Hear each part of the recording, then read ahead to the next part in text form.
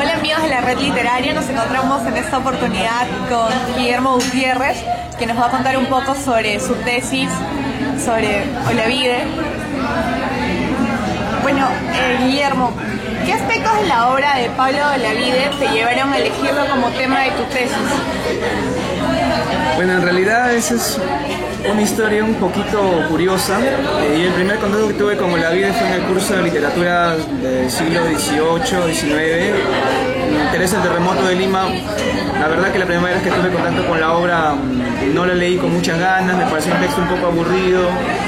Pero yo justo en esa época de casualidad estudiaba en la uni un curso de técnico en ensamblaje de computadoras, y en una librería de viejo encontré el tomo que sacó el Banco Central de Olavide, sus obras completas, y me costó pues 20 soles, y yo vi tomo grande y dije, ya, la casa con un trabajo final para ese curso.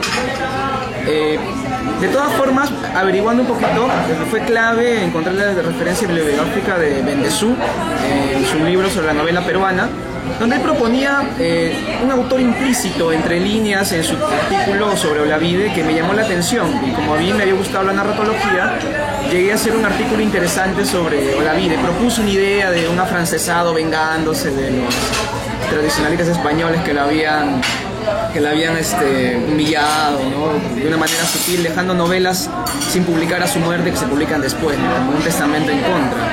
Y de ahí la falta de estudios.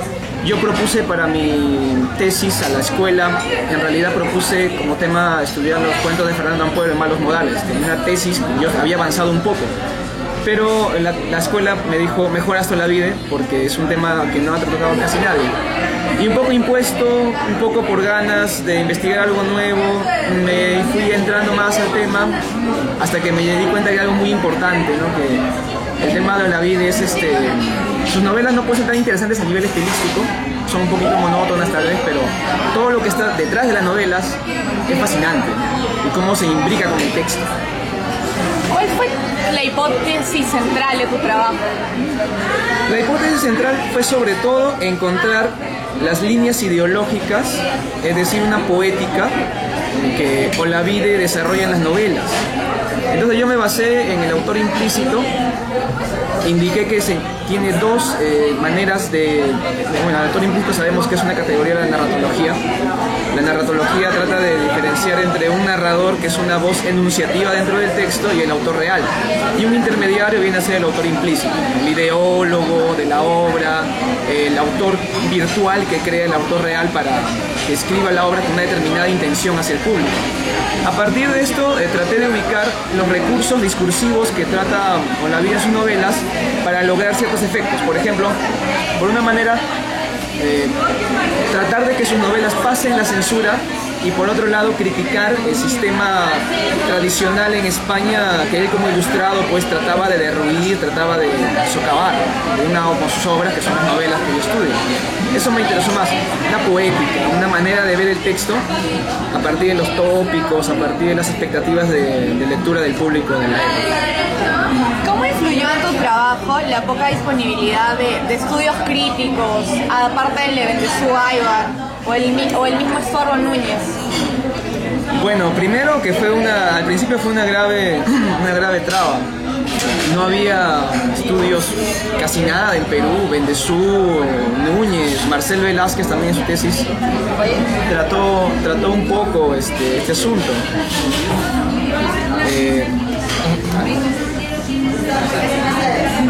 Empero, esta aparente traba se convirtió en un incentivo para buscar, y tuve la fortuna de encontrar artículos interesantísimos en la Biblioteca Virtual Cervantes, por internet.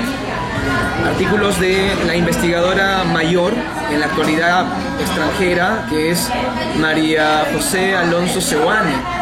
Esta doctora española es la autoridad mundial sobre Olavide, sin lugar a dudas. Y también de Russell P. Sebold, que es un inglés hispanófilo, que estudia mucho literatura española y es muy anciano, tengo entendido. Y también Guillermo Carnero, otro interesante autor. Leyendo artículos de ellos, María José Alonso Seoane tiene algo de 15 artículos sobre Olavide. Yo solo he accedido a 5 o 6, hay más artículos. Leyendo sus artículos me di cuenta que Olavide tenía una total dimensión muy diferente a la que se le daba en Perú, en España, y a partir de ahí sí me trabajo. Y hablando comparativamente, ¿cuáles son las percepciones sobre la novela de Olavide en la crítica peruana y en la crítica española? Bueno, en Perú solo se habla de Teresa del Terremoto de Lima y de 6 novelas que se supone son de él, porque se publican en Norteamérica, que se encuentra Núñez, Estordo Núñez, y dicen las 6 novelas de Olavide y Teresa, que ni siquiera tiene nombre, es como anónima, y Núñez da razones por las cuales dice que es de Olavide. Pero en Perú está muy limitado, se le considera el primer novelista peruano, se le discute como el primer novelista peruano. En cambio en España se le da una dimensión totalmente diferente. En España Olavide es un autor que es parte del conjunto de autores dieciochescos que en narrativa van a mostrar un momento de embrague de la novela ilustrada a la novela romántica. Olavide es parte de esos autores que mezclan de manera heterogénea las diversas vertientes narrativas del siglo XVIII en Europa y dan pie a una narrativa que va a evolucionar, ¿no? Se supone que el siglo XVIII en España es un siglo muy bajo en producción de calidad, y es porque es un siglo de embrague, es un siglo de cambio.